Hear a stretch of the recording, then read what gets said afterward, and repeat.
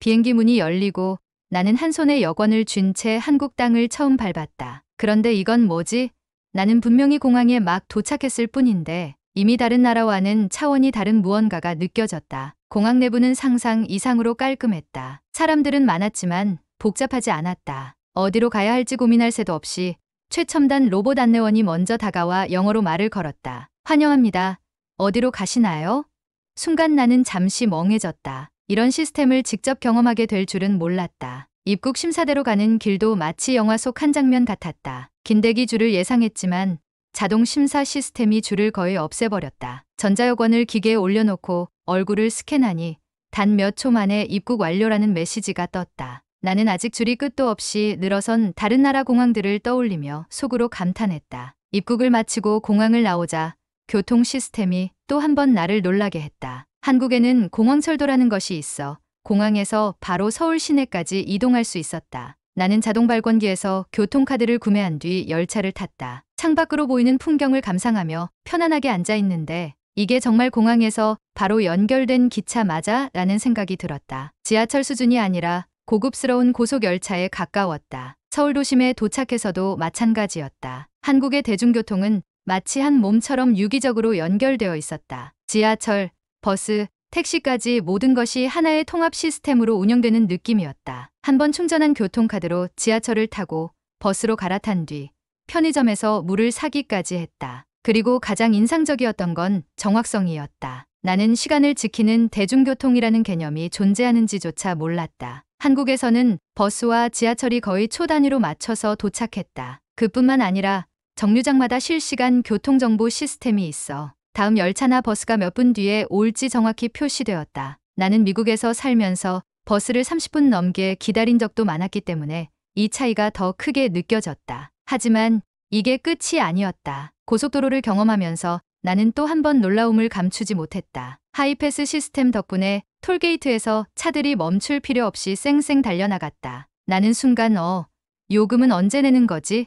하고 당황했지만 한국에서는 대부분의 차량이 미리 등록된 전자 결제 시스템을 사용하고 있었다. 그리고 한국의 휴게소 문화는 또 다른 충격이었다. 내 예상과는 달리 한국의 고속도로 휴게소는 단순한 휴식 공간이 아니었다. 나는 한 휴게소에 들렀다가 깜짝 놀랐다. 건물 내부에는 유명한 맛집들이 입점해 있었고 화장실마저 호텔급 수준으로 관리되고 있었다. 깨끗한 시설에 질서정연하게 줄을 서는 사람들을 보며 나는 이게 정말 휴게소 맞아? 라는 생각을 했다. 그렇게 하루 만에 나는 한국의 교통 시스템에 완전히 빠져들었다. 그런데 이게 다가 아니었다. 이후 나는 더 큰 충격을 받을 사건을 겪게 된다. 나는 한국의 교통 시스템에 감탄하며 하루를 보냈지만 아직 모든 것을 경험한 건 아니었다. 다음날 아침 나는 서울 시내를 돌아보기 위해 본격적으로 대중교통을 이용해 보기로 했다. 첫 번째 목적지는 한강이었다. 나는 숙소 근처 지하철역으로 가서 개찰구를 통과했다. 그런데 신기한 점이 있었다. 지하철역이 너무나도 깨끗한 것이다. 미국에서는 지하철역이 어둡고 낡아 보이며 바닥에는 쓰레기가 널려 있는 경우가 많다. 하지만 한국의 지하철역은 마치 쇼핑몰처럼 깔끔하고 현대적이었다. 특히 노선도를 보고 또 한 번 감탄했다. 한국의 지하철 노선도는 마치 거대한 전자 회로도처럼 정교하게 짜여 있었다. 나는 처음엔 복잡하게 느껴졌지만 모든 노선이 체계적으로 연결되어 있다는 것을 곧 깨달았다. 그리고 한 가지 놀라운 점, 한국의 지하철에는 열차가 몇 초 후에 도착하는지 정확한 시간이 표시되어 있었다. 지하철이 도착하고 문이 열리자 나는 더 놀랄 수밖에 없었다. 열차 내부는 호텔 로비처럼 깨끗했고 시트도 정돈되어 있었다. 더 대단한 건 지하철이 출발하자마자 화면에 다음 역, 환승, 정보, 주변 명소까지 친절하게 안내된다는 점이었다. 지하철이 한강 근처에 도착하고 나는 열차에서 내렸다. 역을 빠져나오는 순간 지하철 역사와 도로가 하나로 연결되어 있다는 사실을 깨달았다. 엘리베이터, 에스컬레이터, 무빙워크까지 완벽하게 정비되어 있어 길을 헤맬 필요가 없었다. 그리고 도로로 나왔을 때 나는 한국의 또 다른 교통 시스템을 발견했다. 그것은 바로 보행자를 위한 교통 문화였다. 한국에서는 횡단보도 신호가 명확하고 보행자를 보호하는 시스템이 철저하게 지켜지고 있었다. 심지어 자동차 운전자들이 횡단보도를 건너려는 보행자를 먼저 배려하는 모습도 쉽게 볼 수 있었다. 그런데 그때 나는 신호를 기다리다가 깜짝 놀랄 광경을 목격했다. 갑자기 앰뷸런스가 사이렌을 울리며 교차로로 진입했는데 신호를 기다리던 모든 차량들이 일제히 길을 비켜주는 것이었다. 심지어 일반 승용차뿐만 아니라 버스와 택시까지도 자발적으로 차선을 바꿔가며 양보했다. 나는 그 모습을 보며 한국의 교통 시스템이 단순히 편리한 것을 넘어 서로를 배려하고 효율적으로 운영되는 체계적인 문화라는 것을 깨달았다. 그런데 나는 아직 한국의 교통 시스템에서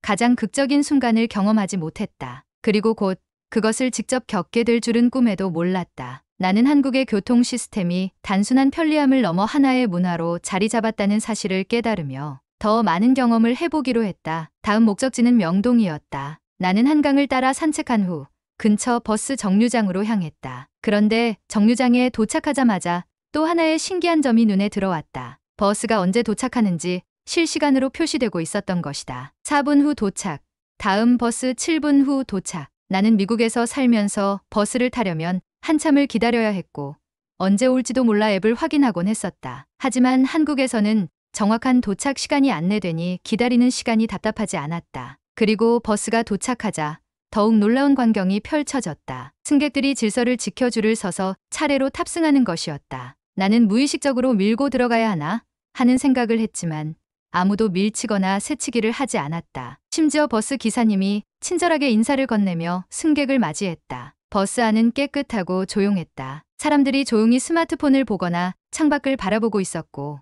어떤 승객들은 노약자석을 비워두거나 필요해 보이는 사람들에게 양보하고 있었다. 나는 이 문화에 다시 한번 감탄했다. 버스가 목적지에 가까워지자 나는 하차 버튼을 눌렀다. 그리고 내릴 준비를 하고 있는데 갑자기 운전석 쪽에서 AI 안내 음성이 들려왔다. 승객 여러분, 잠시 후 명동역 정류장입니다. 하차 시 교통카드를 태그해 주세요. 나는 이 시스템이 얼마나 효율적인지 실감했다. 한국에서는 모든 대중교통이 하나의 시스템으로 연결되어 있어 교통카드 한 장으로 버스, 지하철, 심지어 일부 택시까지 이용할 수 있었다. 나는 명동에서 쇼핑을 마친 후 다시 버스를 타고 숙소로 돌아가기로 했다. 그런데 이때 예상치 못한 일이 벌어졌다. 나는 처음으로 한국의 교통 시스템에서 혼란스러운 순간을 마주하게 되었다. 교통카드 잔액이 부족했던 것이다. 나는 당황해서 주머니를 뒤졌지만 현금도 없었다. 미국에서는 버스를 탈 때 현금을 내거나 신용카드를 사용할 수 있었지만 한국의 버스는 대부분 교통카드를 태그해야만 요금이 결제되는 방식이었다. 이거 큰일 났네. 어쩔 줄 몰라 하며 가방을 뒤적이고 있을 때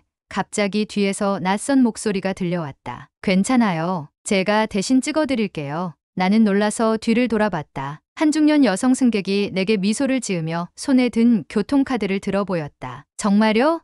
너무 감사합니다. 나는 감사 인사를 전하며 서둘러 버스에 올랐다. 이런 경험은 처음이었다. 내가 살던 나라에서는 교통비가 없으면 그냥 버스를 탈 수 없는 게 당연했다. 하지만 한국에서는 타인을 돕는 것이 자연스러운 문화처럼 보였다. 버스가 출발하고 나는 창밖을 바라보며 곰곰이 생각했다. 한국 사람들은 참 친절하구나. 그런데 이게 끝이 아니었다. 나는 한국의 교통 시스템에서 진짜 놀라운 순간을 곧 경험하게 될 것이었다. 버스가 출발한 뒤에도 나는 방금 일어난 일이 믿기지 않았다. 낯선 사람이 아무런 망설임 없이 내 요금을 대신 내주다니. 미국에서는 상상도 할 수 없는 일이었다. 거기서는 교통비가 없으면 그냥 다음 버스를 기다려야 했고 누군가 도와준다면 반드시 그에 대한 대가를 치러야 하는 분위기였다. 하지만 한국에서는 그저 도움이 필요한 사람을 돕는 것이 자연스러운 일처럼 보였다. 나는 고개를 돌려 나를 도와준 여성에게 다시 한번 감사를 표했다. 그녀는 손을 가볍게 흔들며 다음에 또 다른 사람을 도와주면 되죠. 라고 말했다. 마치 당연한 일이라도 한 것처럼 대수롭지 않다는 듯이. 나는 이 말에서 한국 사회의 따뜻함을 느낄 수 있었다. 버스는 부드럽게 도로를 따라 달리고 있었다. 창밖을 바라보던 나는 한국의 도로 시스템에도 또 한 번 감탄했다. 도로 곳곳에 AI 기반 실시간 교통관제 시스템이 적용되어 있는 것이 눈에 보였다. 신호등 하나조차 단순히 색이 바뀌는 것이 아니라 차량 흐름을 실시간으로 분석해 최적의 타이밍에 신호를 조정하고 있었다. 덕분에 도로는 극심한 정체 없이 원활하게 유지되고 있었고 나는 이 시스템이 한국의 빠르고 정확한 교통 흐름을 유지하는 비결이라는 것을 깨달았다. 그때 버스 안에서 또 하나의 흥미로운 점을 발견했다. 운전석 앞에 설치된 모니터에 실시간 교통정보가 표시되고 있었던 것이다. 다음 신호 변경까지 남은 시간 23초, 앞차와의 거리 15m. 현재 도로 상황 원활. 나는 이 시스템이 운전자들에게 실시간 정보를 제공해 보다 안전하고 효율적인 운행이 가능하게 한다는 사실을 깨달았다. 또한 버스가 특정 정류장에 도착하면 자동 안내 방송이 나오고 심지어 외국인을 위한 영어, 중국어, 일본어 안내까지 제공되고 있었다. 한국의 교통 시스템은 정말 하나부터 열까지 치밀하게 설계되어 있구나. 나는 다시 한번 감탄하며 창밖을 바라봤다. 하지만 이 놀라운 경험이 끝이 아니었다. 한국의 교통 시스템에서 가장 충격적인 순간이 곧 내 눈앞에서 펼쳐지게 될 것이었다. 버스는 한산한 도로를 따라 순조롭게 달리고 있었다. 나는 창밖을 바라보며 한국의 교통 시스템이 왜 이렇게 잘 운영되는지 곰곰이 생각해 보았다. 단순히 도로와 대중교통이 잘 정비되어 있는 것이 아니라 운전자와 보행자 모두가 교통 시스템의 일부로 자연스럽게 참여하고 있다는 점이 가장 인상적이었다. 그때 버스가 한 교차로에 진입하자마자 도로 위의 작은 화면에서 신호등이 깜빡이는 것이 눈에 들어왔다. 순간적으로 버스가 속도를 줄이며 멈추었고 나는 무슨 일이 벌어지는 건지 궁금해졌다. 그리고 몇 초 후 나는 한국의 긴급 차량 대응 시스템을 직접 목격하게 되었다. 멀리서 사이렌 소리가 들려오더니 한 대의 구급차가 빠르게 접근하고 있었다. 그런데 놀라운 것은 도로에 있던 모든 차량이 일제히 방향을 틀거나 멈춰서며 자연스럽게 길을 만들어주는 모습이었다. 와, 이게 가능하다고? 더 놀라운 것은 이 움직임이 운전자들 간의 별다른 소통 없이 자동적으로 이루어졌다는 점이었다. 누구 하나 머뭇거리지 않았고 마치 오랜 훈련이라도 한 듯이 모든 차량이 정확한 타이밍에 반응했다. 그리고 결정적인 순간이 찾아왔다. 교차로에 걸려있던 신호등이 자동으로 바뀌면서 구급차가 한 번도 멈추지 않고 그대로 지나간 것이었다. 나는 입을 다물 수 없었다. 이 시스템이야말로 한국 교통 문화의 핵심이었다. 단순히 도로가 잘 정비되어 있다 수준이 아니라 사람들의 인식과 기술이 완벽하게 결합하여 최적의 교통 흐름을 만들어내고 있었다. 나는 자연스럽게 미국에서의 경험과 비교하게 되었다. 미국에서도 긴급 차량이 접근하면 차들이 길을 비켜주긴 하지만 이렇게 일사불란하게 빠르게 반응하는 모습은 본 적이 없었다. 게다가 신호등이 자동으로 바뀌는 시스템이 없기 때문에 구급차가 멈춰야 하는 상황도 종종 발생했다. 하지만 한국에서는 긴급 차량이 접근하면 AI가 실시간으로 신호를 조정하고 운전자들은 반사적으로 움직여 길을 터주는 것. 이것이 바로 한국 교통 시스템의 위대함이었다. 나는 이 장면을 직접 목격하며 다시 한번 깨달았다. 한국의 교통 시스템은 단순히 편리한 것이 아니라 사람의 생명까지 지켜주는 시스템이었다. 그리고 나는 아직도 더 많은 놀라운 경험을 하게 될 것이었다. 버스가 다시 출발하고 나서도 나는 방금 본 장면이 머릿속에서 떠나질 않았다. 한국의 교통 시스템이 단순히 편리한 수준을 넘어서 생명을 구하는 역할까지 하고 있다니. 나는 흥분을 가라앉히고 창밖을 바라보았다. 그러다 문득 이렇게 완벽한 교통 시스템이 과연 단점이 없을까 하는 생각이 들었다. 너무 감탄만 하다 보니 혹시라도 숨겨진 불편한 점은 없는지 직접 경험해보고 싶어졌다. 마침 목적지까지 아직 시간이 남아 있었기에 나는 중간에 내려서 다른 교통수단을 이용해 보기로 했다. 이번에는 택시를 타고 이동해 보기로 결정했다. 한국의 대중교통이 훌륭하다는 것은 직접 경험했지만 택시 서비스는 어떨까? 궁금해졌다. 나는 버스에서 내려 택시 승강장으로 향했다. 그런데 택시를 잡으려다 뜻밖의 문제가 발생했다. 택시가 안 서네? 나는 손을 들고 택시를 불렀지만 몇 대의 택시가 그냥 지나쳐갔다. 순간 당황했다. 한국에서는 택시 잡는 것이 어려운 걸까? 아니면 내가 뭔가 잘못하고 있는 걸까? 마침내 한 택시가 멈춰 서서 나는 급히 탑승했다. 기사님은 친절한 인상이었지만 나는 뭔가 이상한 기분이 들었다. 어디로 가세요? 나는 목적지를 말했고 택시는 부드럽게 출발했다. 그런데 달리는 도중 나는 또 한 가지 놀라운 점을 발견했다. 이 택시 왜 이렇게 조용하지? 엔진 소리가 거의 들리지 않았다. 나는 고개를 돌려보았고 기사님이 웃으며 말했다. 이건 전기 택시예요. 요즘 한국에서는 전기 택시가 점점 많아지고 있죠. 나는 다시 한번 놀랐다. 버스, 지하철, 도로 시스템만이 아니라 택시까지도 친환경적으로 변화하고 있다니. 하지만 나는 아직 한국 택시에 대해 완전히 긍정적인 생각을 가지진 못했다. 택시 잡는 게 생각보다 어려웠던 점이 여전히 마음에 걸렸다. 그래서 나는 기사님께 조심스럽게 물어보았다. 택시를 잡기 어려운 경우도 있나요? 그러자 기사님은 웃으며 대답했다. 그럴 때는 택시 호출 앱을 쓰면 돼요. 한국에서는 스마트폰 하나로 택시를 부를 수 있어요.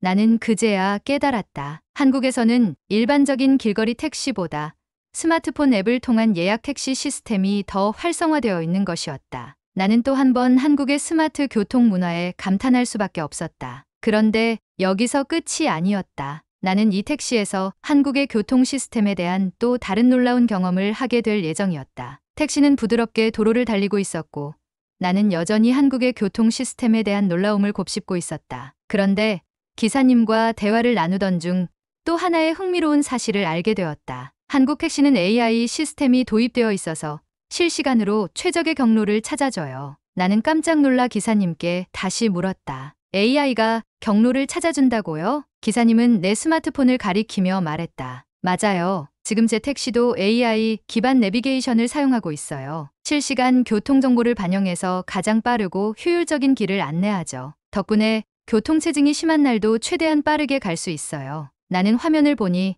내비게이션이 단순히 길을 안내하는 것이 아니라 도로 상황을 실시간으로 분석하며 경로를 조정하는 것을 확인할 수 있었다. 5분 후 신호 변경, 우회로 추천. 이런 기술 덕분인지 택시는 막힘없이 순조롭게 도로를 달리고 있었다. 나는 다시 한번 한국의 교통 시스템이 얼마나 첨단 기술과 결합되어 있는지 실감할 수 있었다. 그런데 예상치 못한 상황이 발생했다. 앞에 사고가 났네요. 기사님이 내비게이션을 가리키며 말했다. 화면에는 도로 위 사고 표시 아이콘이 떠 있었고 주변 차량들이 속도를 줄이는 모습이 보였다. 나는 순간 긴장했다. 미국에서라면 이런 경우 교통이 마비되고 구조대가 오기까지 시간이 걸렸을 것이다. 하지만 한국에서는 완전히 다른 방식으로 대응하고 있었다. 자동 우회 경로 설정 중. AI 시스템이 즉각적으로 새로운 경로를 찾아냈고 주변 차량들도 질서정연하게 차선을 변경하며 사고 지역을 피해 가고 있었다. 그리고 불과 몇 분 만에 구급차와 경찰차가 사고 현장에 도착했다.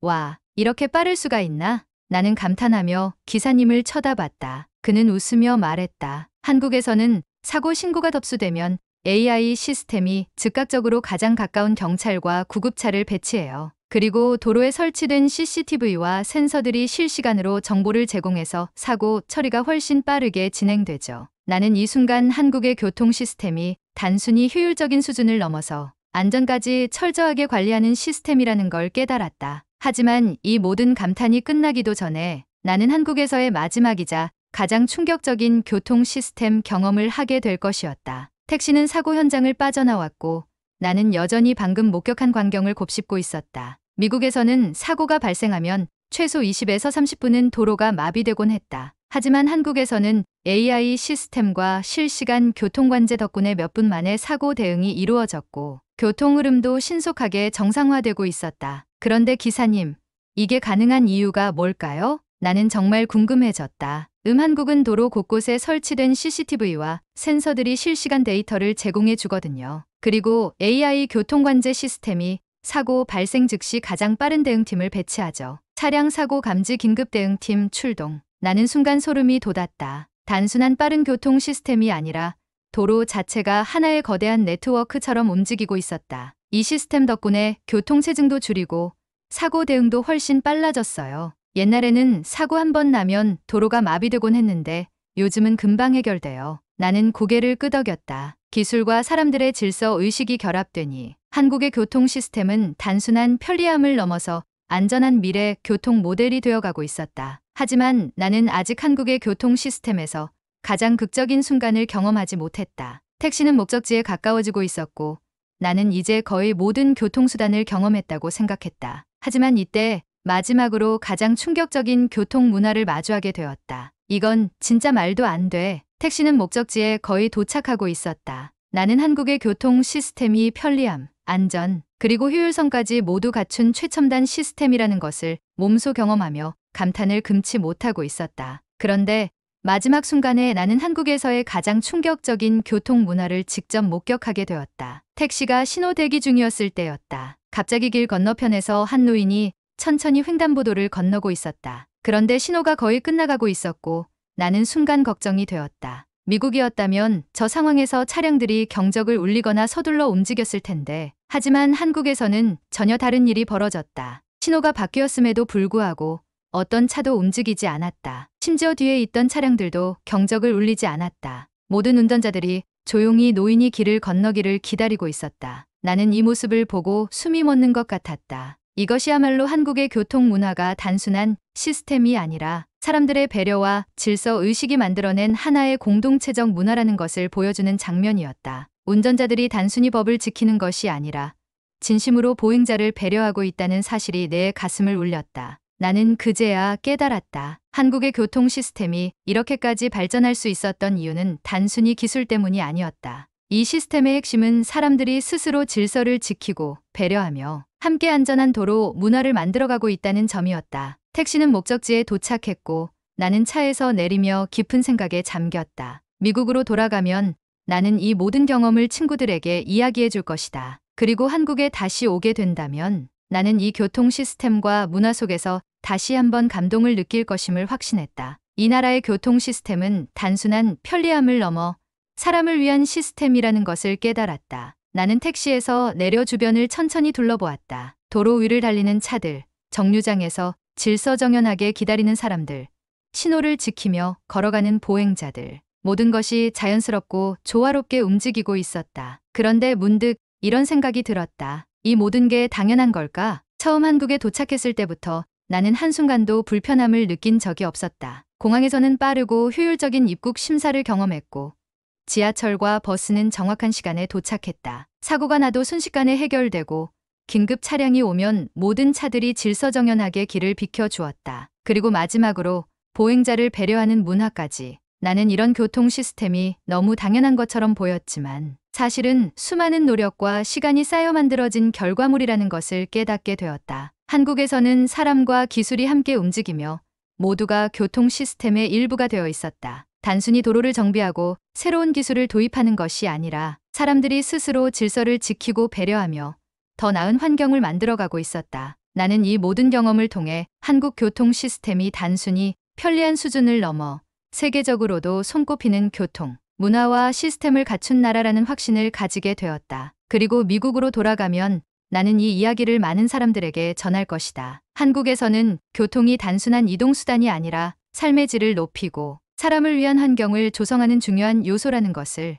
나는 마지막으로 도로를 한 번 더 바라본 후 가벼운 미소를 지으며 걸음을 옮겼다. 언젠가 다시 한국에 오게 된다면 이 완벽한 교통 시스템을 또 한 번 경험할 수 있겠지. 한국은 단순히 발전된 나라가 아니었다. 사람을 중심으로 한 진정한 미래의 교통 시스템을 가진 나라였다. 한국의 교통 시스템을 직접 경험하면서 나는 단순한 편리함을 넘어 사람을 위한 교통 문화가 무엇인지 깨닫게 되었습니다. 빠르고 정확한 대중교통, 긴급 상황에서도 원활한 대응 시스템, 그리고 배려와 질서가 자연스럽게 스며든 도로 위의 모습까지. 이 모든 것이 어우러져 한국은 세계적으로도 손꼽히는 교통 선진국이 되었습니다. 단순한 기술 발전이 아니라 사람들이 함께 만들어가는 교통 문화야말로 진정한 한국의 경쟁력이 아닐까요? 혹시 여러분도 한국의 교통 시스템을 경험해 보셨다면 어떤 점이 가장 인상적이었나요? 댓글로 여러분의 생각을 들려주세요. 그리고 이처럼 한국의 놀라운 모습을 더 알고 싶다면